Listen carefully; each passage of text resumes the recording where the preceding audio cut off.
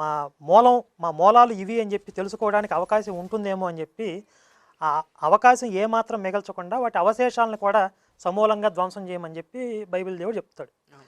కాబట్టి ఇదేదో వీళ్ళల్లో ఉన్నటువంటి పైశాచికత్వంతో వీళ్ళల్లో ఉన్నటువంటి మృగత్వంతో చేసిన పని కాదు, అది బైబిల్ ఫిలాసఫీ. Philosophy correct. వాస్తవం ఇది. మీకు చాలా అంటే నార్త్ ఈస్ట్కి చెందని ఉదాహరణ చెప్తాను. గోవా. గోవాలో 500 సంవత్సరాలు క్రైస్తవ పరిపాలన జరిగింది. క్రైస్తవ మతాన్ని పాటించని వాళ్ళ చర్మాన్ని ఒలిచి సజీవ దహనం చేశారు. దాన్ని ఇంక్విజిషన్ అంటారు. అసలు గోవాలో క్రైస్తవ మిషనరీలు చేసినటువంటి అత్యాచారం, పోర్చుగీస్ మిషనరీలు చేసిన అత్యాచారాలది అదొక ఘోరమైన విషాదగాథ. దాని గురించి మనం చర్చలోకి వెళ్ళక్కర్లేదు. కానీ హిందువులు క్రైస్తవులుగా మారకపోతే వాళ్ళని చంపేస్తారు.